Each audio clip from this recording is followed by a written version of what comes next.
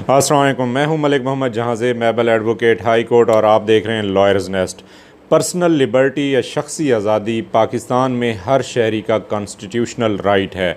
आजकल पाकिस्तान में हर सियासी एक्टिविस्ट, सियासी रहनुमा या सियासी वर्करों को उठाया जा रहा है, गिरफ़्तार किया जा रहा है या नज़रबंद किया जा रहा है। और हमें अक्सर ये सुनने को मिलता है कि इनको 3 MPO के तहत उठाया गया है। 3 MPO के तहत जो गिरफ़्तारी या नज़रबंदी की जाती है उसे प्रिवेंटिव डिटेंशन कहते हैं। MPO से मुराद ये कानून क्या है, वो ये है कि the Punjab maintenance of public order 1960 का ये कानून है। और इसके तहत सेक्शन 3 जो डील करता है वो ये कहता है कि पब्लिक एट लार्ज में अगर डिस्टर्बेंस क्रिएट होती है, अगर मेंटेनेंस में डिस्टर्बेंस पैदा हो रही है, तो उस शख्स के ख़िलाफ़ या ऐसी डिस्टर्बेंस पैदा करने वाले सियासी वर्कर, सियासी रहनुमा या सियासी लीडर के ख़िलाफ़ 3 MPO के तहत कार्रवाई होगी।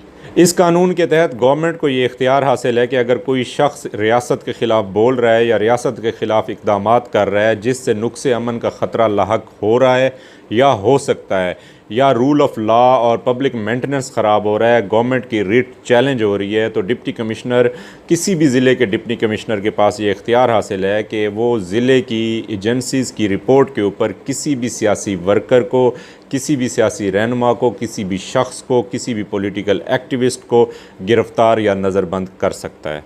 ये कानून 1960 में इम्प्लीमेंट हुआ। इस कानून के तहत डिप्टी कमिश्नर को ये इख्तियारात हासिल हैं कि वो किसी भी शख्स या पॉलिटिकल एक्टिविस्ट या सोशल एक्टिविस्ट जो कि रियासत के ख़िलाफ़ लोगों को बगावत पर उकसा रहा हो और उसके पास कंफर्म एजेंसीज़ की रिपोर्ट्स हों, तो 3 माह के लिए उसको डिप्टी कमिश्नर डिटेन कर सकता है, नज़रबंद कर सकता है या गिरफ़्तार कर सकता है। और ये इख्तियार मुकम्मल तौर पर डिप्टी कमिश्नर के पास है। अगर किसी भी शख्स की 3 माह से ज़्यादा की डिटेंशन मतलूब हो तो उसके लिए सूबे के चीफ़ जस्टिस से रजू करना पड़ेगा, हाई कोर्ट से रजू करना पड़ेगा। और चीफ़ जस्टिस, जो सूबाई चीफ़ जस्टिस होंगे, वो इस पर एक रिव्यू बोर्ड बनाएंगे और उस रिव्यू बोर्ड में वो हुकूमती मशीनरी को भी सुनेंगे कि उनका क्या मौक़िफ़ है, और उसके बाद उस मुतासरा शख्स को भी सुनेंगे जिसकी डिटेंशन मतलूब होगी। सूबे के हाई कोर्ट के चीफ़ जस्टिस को ये इख्तियार हासिल होगा कि वो जो रिव्यू बोर्ड बनाएंगे उसकी सरबराही खुद करें या किसी को भी उसकी सरबराही दे सकते हैं। लेकिन वो रिव्यू बोर्ड जो होगा, चाहे वो चीफ़ जस्टिस उसकी सरबराही ही क्यों ना कर रहे हों, दोनों फ्री कैन को समाअत करने के बाद ये फ़ैसला करेगा क्या इस शख्स को 3 माह से ज़्यादा के लिए नज़रबंद करना है, रखना है, या फिर इसकी नज़रबंदी को ख़त्म करना है। और अगर 3 माह से ज़्यादा नज़रबंदी का फ़ैसला किया जाता है तो रिव्यू बोर्ड ये तय करेगा कि किन कवायद और ज़वाबित के तहत इस शख्स को मज़ीद नज़रबंद रखना है और किस जगह पर रखना है, कितनी मुद्दत के लिए रखना है। ये तमाम तर फैसला जात रिव्यू बोर्ड करेगा। अगर डिप्टी कमिश्नर किसी भी शख्स, किसी भी पॉलिटिकल एक्टिविस्ट या सियासी वर्कर की डिटेंशन का, प्रिवेंटिव डिटेंशन का ऑर्डर करता है और वो ऑर्डर इलीगल होता है और वो शख्स ये तसव्वुर करता है या उसके ख़्याल में उसके साथ नाजायज़ी हो रही है, तो वो उस आर्डर के ख़िलाफ़ हाई कोर्ट में रिट कर सकता है। उस प्रिवेंटिव डिटेंशन के ऑर्डर के ख़िलाफ़ ऑनरेबल हाई कोर्ट में रिट लाई करती है और उस रिट में ऑनरेबल हाई कोर्ट तमाम तर फ्रीकैन को सुनने के बाद ये फ़ैसला करती है कि क्या डिप्टी कमिश्नर का 3 MPO के तहत किया गया प्रिवेंटिव डिटेंशन का ऑर्डर इलीगल है या लीगल है। अगर वो ऑर्डर इलीगल कोर्ट तसव्वुर करती है तो उस इलीगल या गैर कानूनी ऑर्डर को कोर्ट ख़त्म कर सकती है और ऐसे शख्स की प्रिवेंटिव डिटेंशन ख़त्म की जा सकती है, नज़रबंदी को ख़त्म किया जा सकता है। अगर कोई शख्स 3 MPO के प्रिवेंटिव डिटेंशन के ऑर्डर के ख़िलाफ़ ऑनरेबल हाई कोर्ट में नहीं जाना चाहता, तो क्योंकि DCA ऑर्डर करता है on behalf of provincial government करता है, तो प्रोविंशियल गवर्नमेंट के होम सेक्रेटरी को रिप्रेजेंटेशन फ़ाइल की जा सकती है इस 3 MPO के ऑर्डर के ख़िलाफ़। और अगर होम सेक्रेटरी ये रिप्रेजेंटेशन नहीं समाअत करता, इस पर कोई भी समाअत नहीं करता, कोई फ़ैसला नहीं करता, तो उसके बाद भी ऑनरेबल हाई कोर्ट में जाया जा सकता है। इसके मुतालिक ऑनरेबल हाई कोर्ट्स के और सुप्रीम कोर्ट्स के मुतादिद फ़ैसला जात मौजूद हैं। एक फ़ैसले का मैं हवाला देना चाहूँगा, 2013 PCRLJ पेज 1322।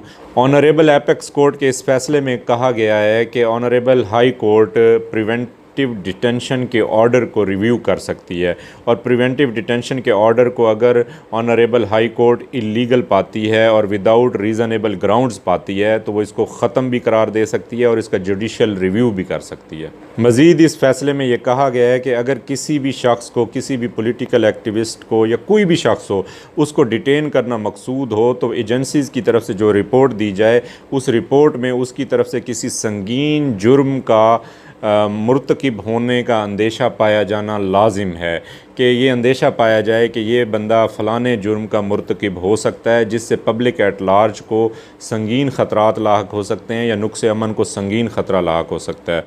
तो वो संगीन जुर्म क्या है, उस संगीन जुर्म का लाजमी तौर पर हवाला दिया जाए उस रिपोर्ट में। अगर उस रिपोर्ट में ये तमाम हवालाजात मौजूद हैं तो तभी प्रिवेंटिव डिटेंशन का ऑर्डर लीगल करार दिया जाएगा, अदरवाइज़ ये इल्लीगल होगा। एपेक्स कोर्ट का एक और इंतहाई अहम फ़ैसला इस बाबत मौजूद है जो कि 2007 PCRLJ पेज 1776 है। इस फैसले में ऑनरेबल एपेक्स कोर्ट ने ये ओपिनियन होल्ड किया है कि दफ़ा 144 का मौजूद होना प्रिवेंटिव डिटेंशन के ऑर्डर के लिए काफ़ी नहीं है, और अगर कोई भी शख्स दफ़ा 144 की खिलाफ वर्जी कर भी देता है तो उसके ख़िलाफ़ प्रिवेंटिव डिटेंशन का ऑर्डर यानी कि 3 MPO का ऑर्डर लीगल नहीं होगा। उसके लिए अगर वो दफ़ा 144 की खिलाफ वर्जी करता है तो उसके खिलाफ FIR होगी जो कि 188 PPC के तहत दर्ज होगी। ये थी हमारी आज की वीडियो। उम्मीद है आपको आज की वीडियो पसंद आई होगी। आज की वीडियो पसंद आने की सूरत में इसको लाइक करके, कमेंट करके अपने दोस्त अहबाब तक फॉरवर्ड करें, और स्पेशली PTI के जो पॉलिटिकल वर्कर्स हैं और पॉलिटिकल रहनुमा हैं उन तक ये फॉरवर्ड करें ताकि उनके ख़िलाफ़ जो प्रिवेंटिव डिटेंशन के ऑर्डर्स हो रहे हैं, जो गैर कानूनी ऑर्डर हो रहे हैं, उनका कला कमा किया जाए। जो दोस्त हमारे चैनल पर नए हैं उनसे गुजारिश है कि हमारे चैनल को सब्सक्राइब करके बेल आइकन प्रेस करके नोटिफिकेशंस ऑन कर लें ताकि हमारी आने वाली हर नई वीडियो उन तक बर वक्त पहुँच सके। मिलते हैं एक और नई वीडियो के साथ, तब तक के लिए अल्लाह हाफिज़। जीते रहें, आबाद रहें।